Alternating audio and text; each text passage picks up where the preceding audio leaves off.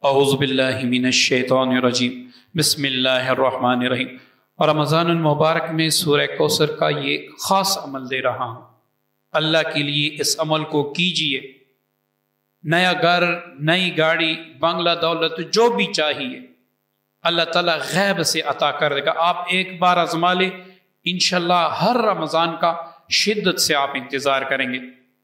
معزز سامعین، یہ وظیفہ سحری کے وقت کا ہے۔ جب آپ سحری کے لیے اٹھیں تو صرف اول آخر 11 بار کوئی بھی درود پاک پڑھ کے درمیان میں آپ سورہ کوثر اس طرح پڑھیں کہ اِنَّا أَعْطَيْنَاكَ الْكَوْثَرَ فَصَلِّ لِرَبِّكَ وَانْحَرْ إِنَّ شَانِئَكَ هُوَ الْأَبْتَرُ۔ یا اللہ مجھے دولت عطا کر۔ اتنا آپ نے اس کے ساتھ زیادہ کرنا ہے، ہر بار آپ نے اس طریقے سے پڑھنا ہے۔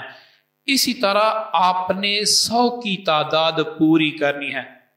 معزز سامعین، آپ تہجد کو یہ وظیفہ کر کے دیکھ لیں، انشاءاللہ میں امید کرتا ہوں آپ مجھے دل سے دعا دیں گے۔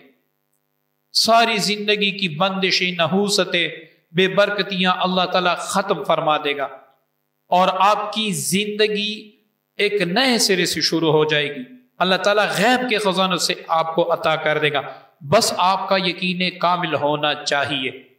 اگر اس کو پڑھتے وقت آپ اپنے پاس ایک گلاس پانی بھی رکھیں، اس پر بھی دم کریں اور بعد میں آپ اس کو پی لیں تو یہ سونے پہ سہاگا ہے۔